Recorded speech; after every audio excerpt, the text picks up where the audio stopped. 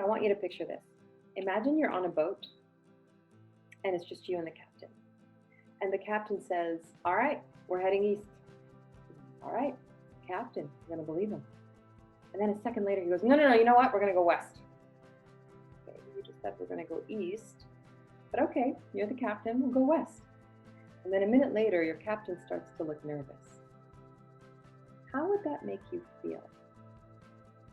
Now, for me personally, and for most humans, that would make us very worried, because if I'm relying on this captain to steer the ship and the captain is looking nervous, or like he doesn't know what he's doing, I'm going to freak out, because that means that I'm going to have to do something. I don't know how to drive a boat. And that's exactly what we're going to talk about now. What kind of a parent are you? Dr. Susan Stiffleman has done this work, and I love that she breaks it out into 3 personalities. So when you are talking or interacting with your child, you're probably going into one of 3 personalities. One of them is the lawyer. The lawyer is the one who's sitting there bargaining with your kid. You're going back and forth, right? This is most likely happening with teenagers or toddlers, because no, I don't want to, and you're trying to convince them with logic why they should, and you go back and forth, and both of you are burned out, and so of course it'll escalate. So that's the lawyer mode. The second mode is the dictator mode. This is where a lot of us end up happening when self-care is out the window or we're stressed at work, right? So you're going to do it because I said so. You're going to do it because that's what we do. All of those kind of ultimatum type questions, or do it or else kind of scenarios. That's the dictator. And finally, there's the calm captain of the ship. The calm captain of the ship is able to stay calm even when his or her child is flipping their lid. And now you don't have to be a captain all the time, but this is what we're striving for. Calm captain of the ship knows where they stand in terms of the parenting stack, right? So I know, for example, that for our family, screen time is set. This is what we do. This is kind of the values that we've discussed, my husband and I. We've shared them with the kids. This is our standard.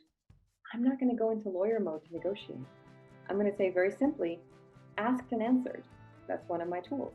Asked and answered. If your child is coming back, you can keep repeating, asked and answered. Do not engage in lawyer mode.